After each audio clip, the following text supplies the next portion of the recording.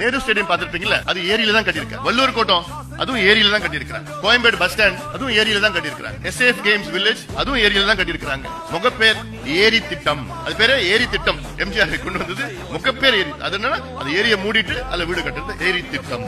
Tiruvallur collector office ஏரியில இருக்கு, SP office ஏரியில இருக்கு. Madurai branch of the Chennai high court ஏரியில தான் கட்டியிருக்காங்க. எம்ஜிஆர் காலத்துல மட்டும் சென்னையில 280 ஏரிகளை மூடினாங்க. ஏன்னா அவங்களுக்கு அந்த ஏரியோட இம்பார்ட்டன்ஸ் தெரியல, இவ்வளவு முக்கியம் ஏரிகள் தெரியல.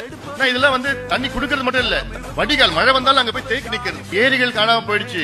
இப்படி காணாம போறதுனால வெள்ளம் வந்துச்சுன்னா எங்க வரும்? வீட்டுக்கு வரும். சென்னை ஏர்போர்ட்ல 2 ரன்வே, ஒரு ரன்வே யூஸ் பண்ண முடியல. செகண்ட் ரன்வேல என்ன பண்ணிருக்காங்க, அதுக்கு கீழே அடையாறு ஆறு வருது, ஆத்துக்கு மேல ரன்வே கட்டியிருக்காங்க. புத்திசாலிங்க. அதுல 450 பில்லர் போட்டிருக்கான். ஆத்து தண்ணினா பில்லர்ல அடிச்சு மேல வந்துருச்சு. மேல வந்து எங்க போச்சு? ஏர்போர்ட்.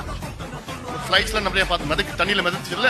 காரணம் அந்த ஏர்போர்ட் இந்த ஆத்துக்கு மேல ரன்வே கட்டிச்சு. சென்னை ஒரு நாடா இருந்ததுன்னா, மக்கள் தொகை அடிப்படையில் சென்னை ஒரு நாடா இருந்ததுன்னா உலகத்துல 92வது பெரிய நாடா சென்னை இருக்கும். சென்னைக்கு 3 ஆறுகள் இருக்கு. அடையார் ஆறு, கூவம் ஆறு, கொசஸ்தலை, கொற்றரைன்னு சொல்ல கொசஸ்தலை ஆறு. கூவம் ஆறு, கூவம்னு ஒரு கிராமம் திருவள்ளூர்ல இருக்கு. அங்கிருந்து ஆரம்பிச்சு 72 கிலோமீட்டர் நேப்பியர் பிரிட்ஜில் போய் முடியுது.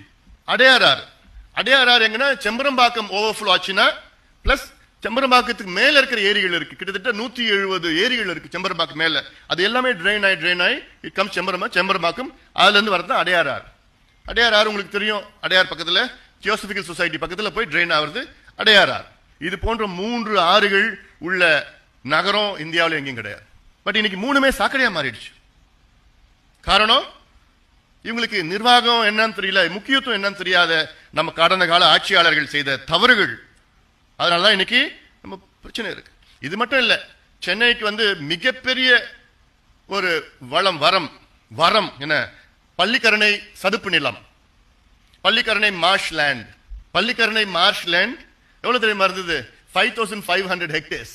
5500 ஹெக்டேர்ஸ், லிட்டரலி 12500 ஏக்கர்ஸ். மார்ஷ் லேண்ட்னா அவ்வளவு தண்ணி, அவ்வளவு போயிட்டு அங்க இருக்கிற ஃபிளாரா ஃபானாலாம் எங்கேயுமே இல்லை. இன்னைக்கு எவ்வளவு தெரியுமா இருக்கு? வெறும் 500 ஹெக்டேர்ஸ் இருக்கு. பள்ளிக்கரணை சதுப்பு நிலம் தான். இட் இஸ் மிகப்பெரிய வடிகால். It is the biggest drainage system for Chennai. எவ்வளவு மழை பெஞ்சாலும் அங்க அப்படியே ட்ரெயின் ஆகும், பள்ளிக்கரணையில ட்ரெயின் ஆகும். அங்க ட்ரெயின் ஆகி ஒக்கியம் மதகுன்னு ஒன்று இருக்கு, துறைப்பாக்கத்தில் இருக்கு. அப்படி இன்னும் தள்ளி போனா முட்டுக்காடு, அங்க இருக்கிற கடல்ல போய் ட்ரெயின் ஆகும். இதுதான் பெரிய ட்ரைனேஜ். இதெல்லாம் இயற்கை எவ்வளவு நமக்கு கொடுத்துருக்கு. ஆனா நம்ம என்ன பண்ணிட்டோம்? அதுல ஆக்கிரமிப்பு பண்ணிட்டோம். அதுல குப்பையை, பெருங்குடி குப்பை தொட்டன் குப்பையை எரிஞ்சிட்டு குப்பையை டம்ப் பண்ணிட்டு இருக்கோம். இப்ப இருக்குது 500 ஹெக்டேர் தான் இருக்கு. இது கொஞ்சம் இருக்கு, அவ்வளவுதான். சுத்தி எல்லாம் முடிச்சிட்டோம். மன்னர் ஆட்சி காலத்துல 42,000 ஏரிகள் இருந்தது. இன்னைக்கு மக்கள் ஆட்சி காலத்துல 37,000 ஏரிகள் தான் இருக்கு.